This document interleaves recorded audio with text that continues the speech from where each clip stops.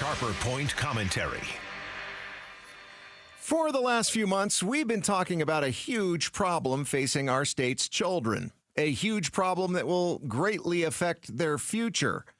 Chronic absenteeism. Nearly 1/3 or 29% of Arizona students in grades 1 to 8 were chronically absent in that 22-23 school year. A third. That's Paul Peralt, by the way, with the Helios Education Foundation, an organization that's been leading the charge on this issue of chronic absenteeism, defined as missing more than 10% of school days. So, what are those kids doing other than what I tell my kids their job in life is right now?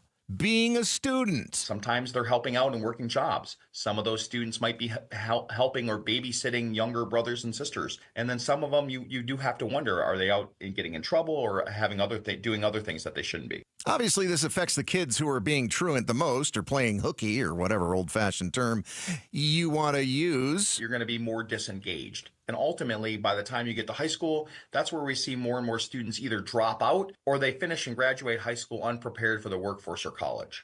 But it affects more than the student who's missing school.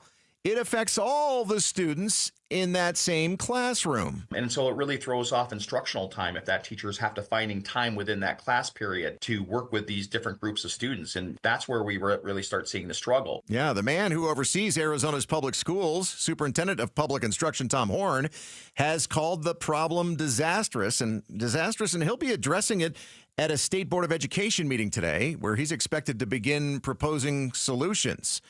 I don't know what those solutions are or should be, but I think it comes from this fact that I have no idea if the majority of the chronically absent are kids whose parents got so used to having them hang around the house during COVID that they've just let them continue hanging around the house years after the danger went away.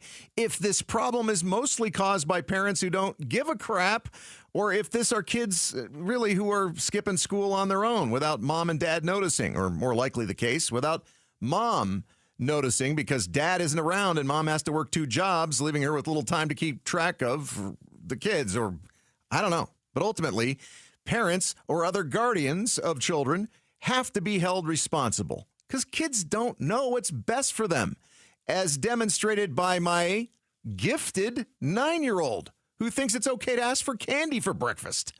Smart kid, but not always going to be responsible, right?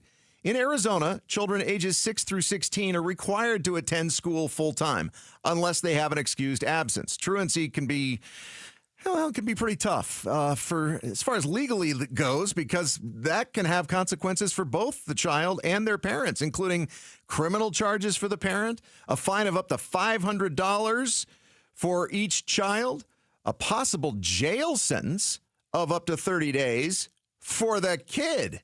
And the kid could be adjudicated as an incorrigible child, meaning they could be taken away by the state. Some children under 16 may be able to drop out early or exempt from Arizona's attendance requirements due to a suspension, an expulsion, or a qualifying physical or mental condition.